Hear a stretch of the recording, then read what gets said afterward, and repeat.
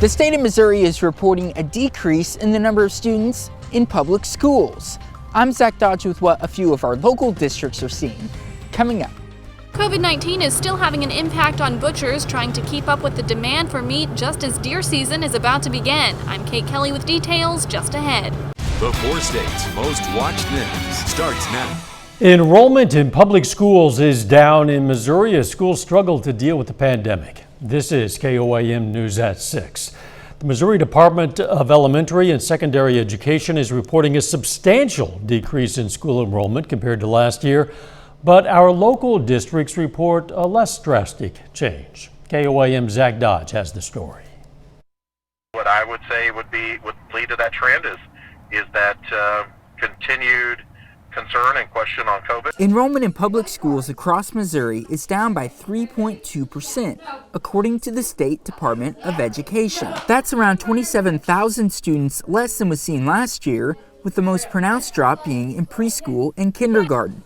But in our area, it's a bit of a different story. Our enrollment has relatively been consistent. Joplin saw their enrollment decrease by 162 students, an around 2% drop. Something that really has helped us is we provide our own virtual school.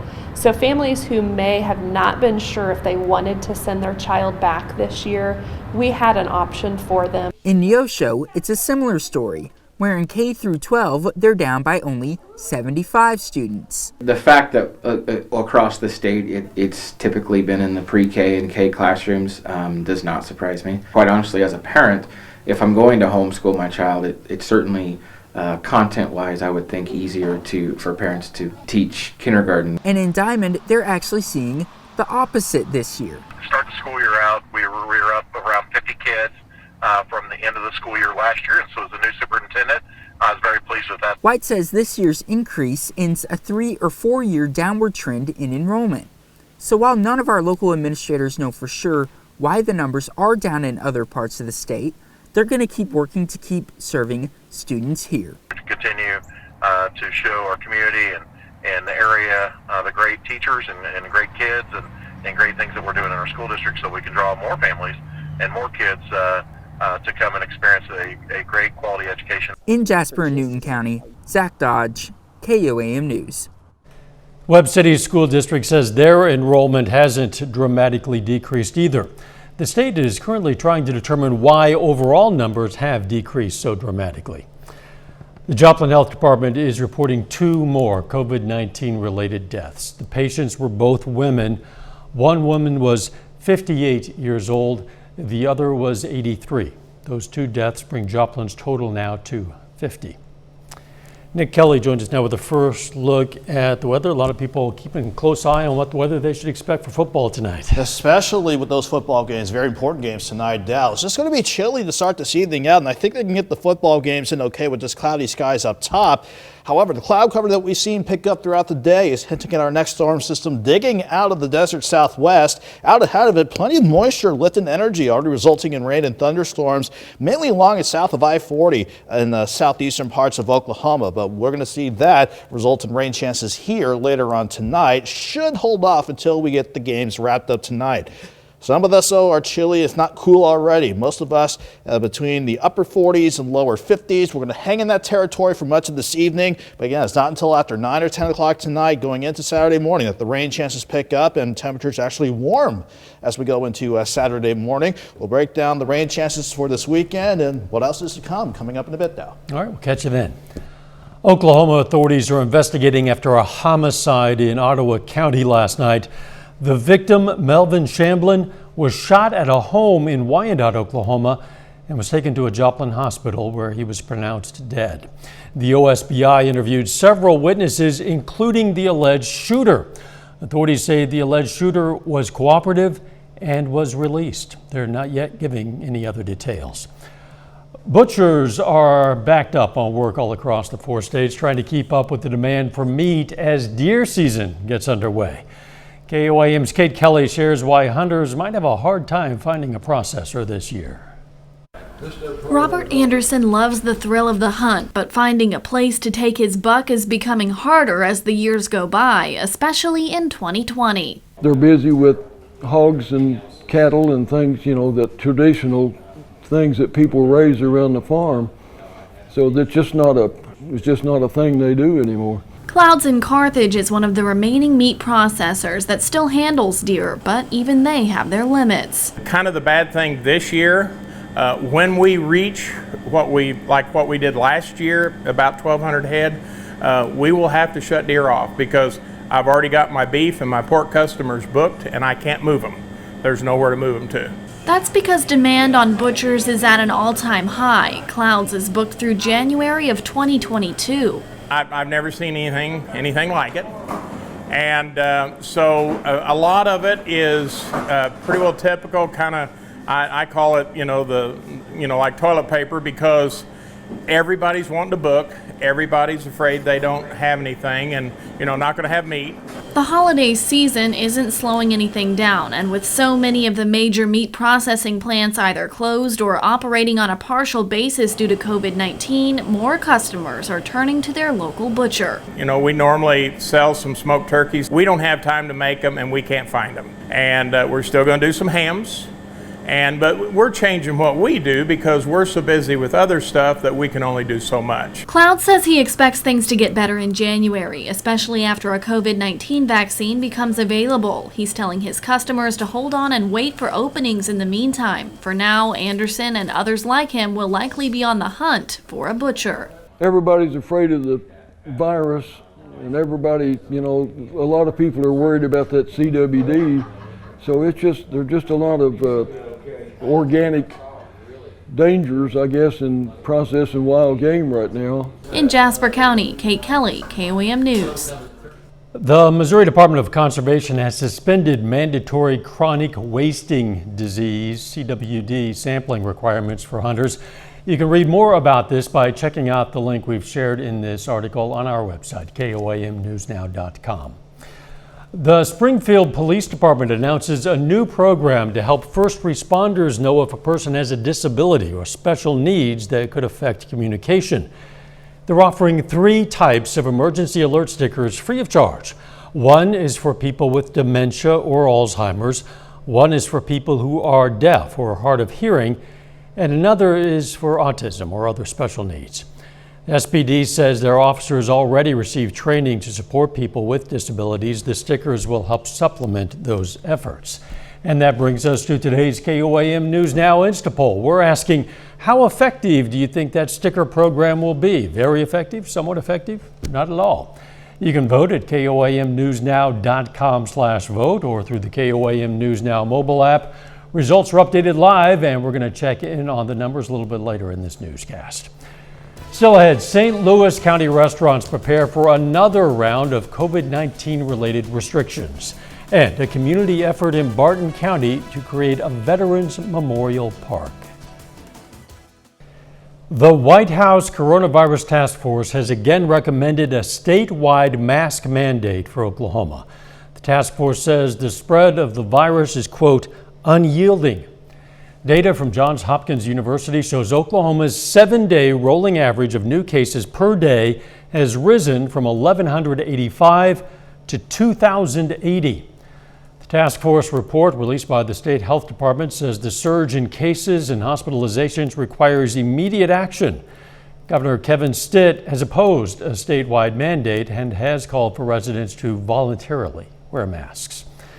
There aren't many nights remaining when St. Louis County diners are going to be permitted to eat inside restaurants. Starting on Tuesday, they're going to have to do carry out or eat outside. If they choose to eat outside, capacity is limited to 25% of the outdoor space. These new restrictions for St. Louis County also include capping social gatherings to 10 people, but there will be no policing for that. It is up to residents to enforce that. At other businesses like grocery stores and gyms, even churches, capacity must be cut to 25%. Aaron Titelbaum owns Herbie's and Kingside Diner with 3 locations. He says he spent 2 months honing his menu so the meals are more conducive to eating at home. I can't imagine us being able to keep everybody at the full hours that they have. I mean, we just don't have that kind of money. Our payroll is huge. We have 150 employees in the company. Doug Moore, the spokesperson for the St. Louis County Executive, says this will be considered a safer at home public health order, mandating people stay home except for work, school, worship services, or to buy food and other necessities. Community members in Barton County are in the midst of a fundraiser for a new memorial park. So far, they've raised $50,000 for the future Lamar Park through the sale of pavers. They hope to double that amount by December 1st with a matching grant. One of the things we're really proud of with the park is this is all donations. It's all volunteer driven. I mean, there's no tax money, federal, state, or local going into the park. The park's going to be on the site of the old Barton County Memorial Hospital. We're going to check in on our Instapoll numbers a little bit later. And the Chiefs are off this week, but the voice of the Chiefs, Mitch Holthus, still has a message for Chiefs Kingdom. Before we get to all that, though, I'm tracking rain chances ready to sneak in tonight and for Saturday. We'll break that down up next.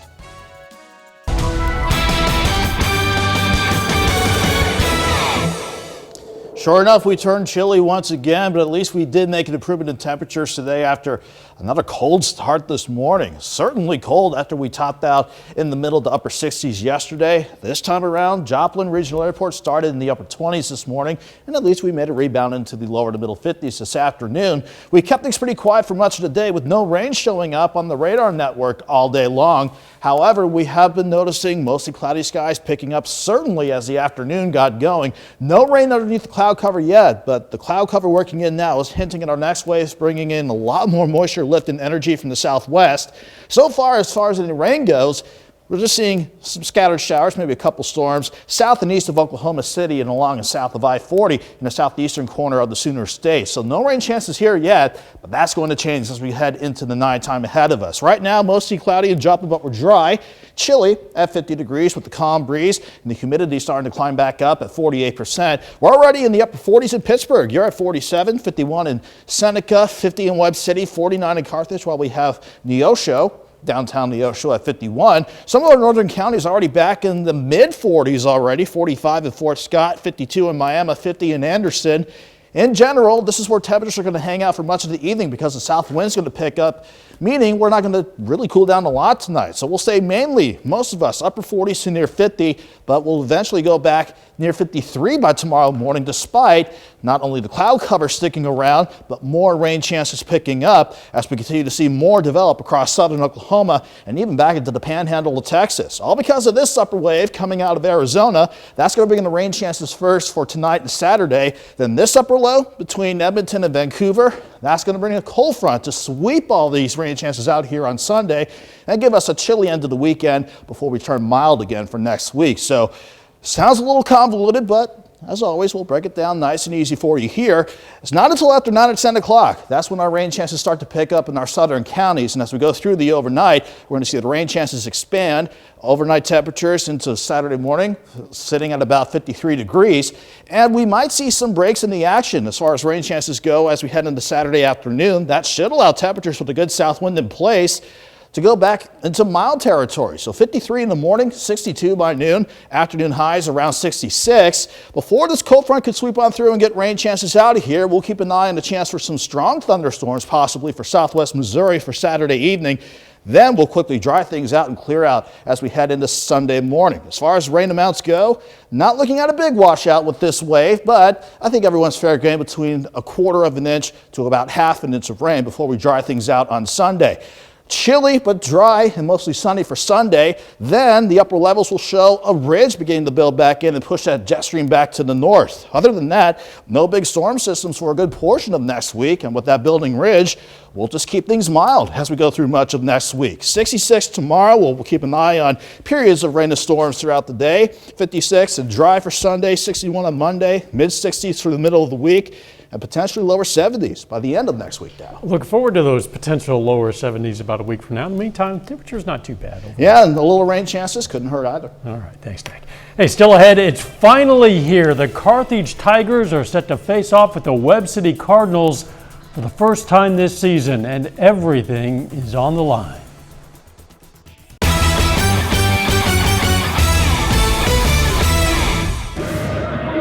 This week is district championship week for Missouri high school football. Now we have easily the biggest game of the year here tonight in Carthage. The Tigers are hosting the Webb City Cardinals for the Class 5 District 6 championship. And not only are these two teams the best two teams in the district, they're the best two teams in the state in Class 5. Carthage is ranked number 1 with a 9-0 record, while Webb City is number 2 at 9-1. Now the Cardinals are aiming for their 21st consecutive district title. If they want to do that, they're going to have to slow down a Carthage offense that's been pretty good all year. Carthage is averaging 40 points per game this season, including 50 the last 3 games. They can hurt you in so many ways, with the quarterback. He's been a great player for so long, and then they've got the Gall kid at running back, and he's exceptional. He's as good as they come for a sophomore kid. They got a lot of guys involved in their offense every week, so.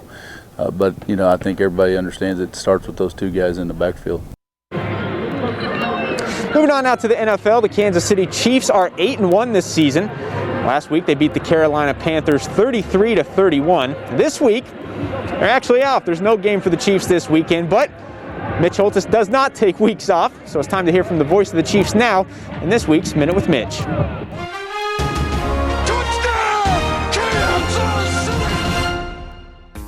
This week, the Chiefs get a much-needed and appreciated bye week. Why? The Chiefs are playing in 3 divisions this year. The first is the obvious, trying to win the AFC West for a 5th consecutive season. The second, the battle for the bye division, the one AFC playoff bye that's up for grabs. The Steelers, the Ravens, the Titans, and even the sneaky ones, the Colts. It's going to be a week-by-week race. The third is the most interesting, the battle to beat COVID division. We've already seen the COVID pandemic derail the Patriots season and issue setbacks to the Raiders, Titans, Ravens, and 49ers. The team that stays disciplined and unselfish as it pertains to the coronavirus may win Super Bowl 55. And that challenge includes this Chiefs bye week on this Minute with Mitch. The Minute with Mitch is brought to you by Como Jewelry. Every day's game day, Como Jewelry, Pittsburgh, Joplin. The Chiefs will be back in action on November 22nd on the road against the Las Vegas Raiders. Now that's a look at sports. Be sure to join us right back here tonight for KOAM News at 10. We'll have high school football highlights and scores from all across the area. We're back with more news after this. Take time now to honor a local veteran, Charles Phillips. The Columbus, Kansas native served in the U.S. Navy, and we are proud to salute Charles Phillips. He's tonight's 4-state hero. Going to get a final look at tonight's KOAM News Now Insta poll. Again, we've been asking, how effective do you think the sticker program will be, referring to the police program? At this point, 64% say very effective, 22% say somewhat effective, the rest, 14%, say not at all. The poll is now closed. Thank you for participating. Nintendo has revived one of its oldest portable handhelds from the 1980s, Game & Watch. Black and white Game & Watch came before the Game Boy and played only a single game each. The new Game & Watch looks similar to the original, but it does charge by USB-C and comes in color. How about that? Plays 3 games, Super Mario Brothers, Super Mario Brothers The Lost Levels, and Ball the Mario version. And that's on my Christmas list. Really? Yeah. See, I would think that you would be too young to remember that and therefore wouldn't have any nostalgia for it. But Nintendo has been sticking with me since I was a kid. All right, the weather. We're going to be sticking with rain chances late tonight going into Saturday, but we'll still manage highs near 66 on our Saturday. See you back here at 10. In the meantime, let's take care of ourselves and each other.